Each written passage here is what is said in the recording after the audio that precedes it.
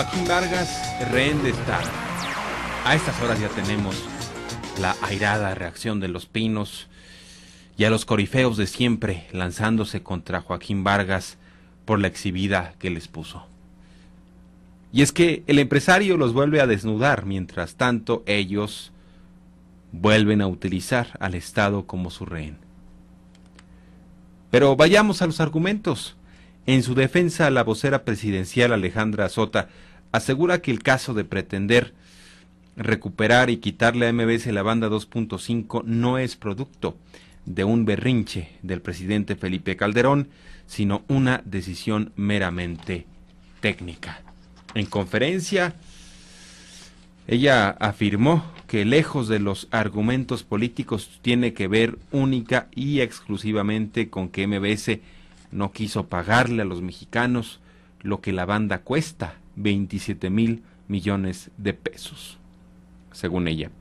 Pero los tropiezos y contradicciones de tal premisa se evidenciaron en la misma conferencia, pues el secretario de Comunicaciones y Transportes, Dionisio Pérez Jácome, aceptó que el tema es complejo y que una de las propuestas del gobierno para saber cuánto valía la banda 2.5 era licitar una parte del espectro, simplemente dijo, para determinar el precio, una propuesta que nos iba a permitir conocer en México cuánto efectivamente vale esta banda, señaló. Es decir, por un lado Sota sostiene que en el fondo MBS no quería pagar 27,000 millones y el secretario de Comunicaciones, supuesto especialista en la materia, reconoció que el propio gobierno no sabe cuánto vale exactamente la banda. ¿Cómo que una empresa no quiere pagar lo que el gobierno no sabe exactamente cuánto vale? Explíquenme esa. Más aún, MBS ha dejado de manifiesto que es una mentira que el gobierno federal sostenga que solo quería pagar un poco más de 100 millones de pesos por utilizar la banda, pues la cifra que la empresa puso sobre la mesa era de más de 11,000 millones de pesos, una oferta por encima del promedio de licitaciones similares en otros países. El argumento de que la decisión fue meramente técnica, pues de plano es insostenible e indefendible. Pero para ello tienen a sus corifeos repitiendo la línea presidencial, pero en el fondo defendiendo sus intereses económicos. Si hubiera sido una decisión técnica, Pérez Jácome no hubiera condicionado recibir a Joaquín Vargas con una carpeta blanca que decía banda 2.5 hasta que Carmen Aristegui se disculpara por sus dichos. Situación que jamás ha desmentido el secretario de Comunicaciones y Transportes. Está claro que Joaquín Vargas cesó y recontrató a Carmen Aristegui bajo una descarada y abierta presión presidencial. En el camino, como todo ser humano, tuvo aciertos y errores, siempre bajo la postura oficial implícita de si se portan bien, se los daremos, el proyecto. Es de reconocerse que en esta pasada conferencia el propio Vargas, con humildad, evidenció su error respecto a Carmen Aristegui. En retrospectiva dijo, es justo aceptar que aún bajo las circunstancias en las que me encontraba, actué de forma precipitada.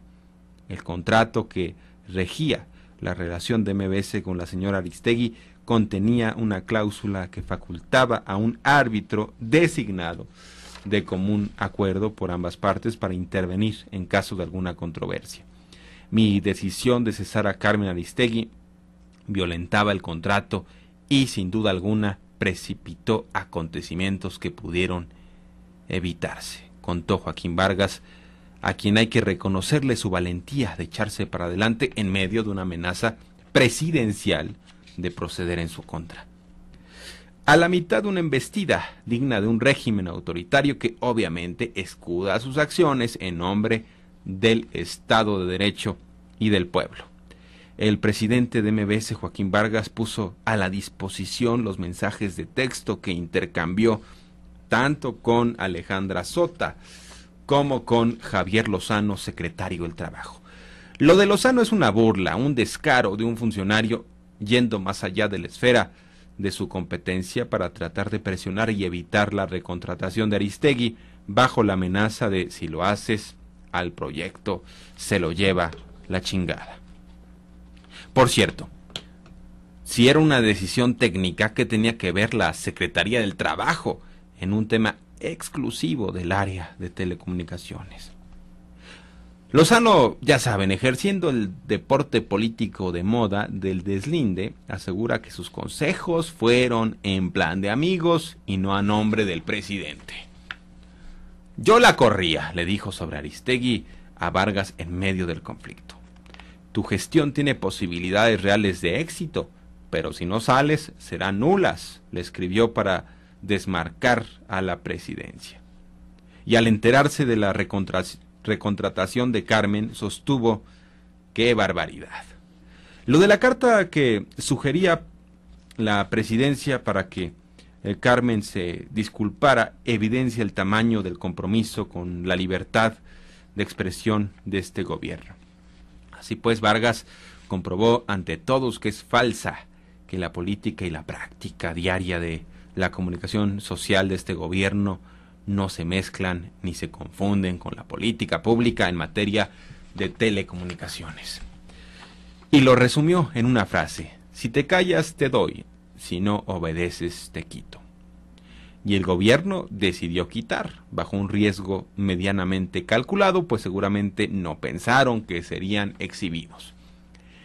Qué manera de cerrar el sexenio del presidente Felipe Calderón, con un país sumergido en la violencia y con una arremetida en contra de un grupo que pretendía lograr que en México el Internet llegara a todos al doble de velocidad y a la mitad de precio. Claro, el proyecto que beneficiaría a millones siempre fue lo de menos.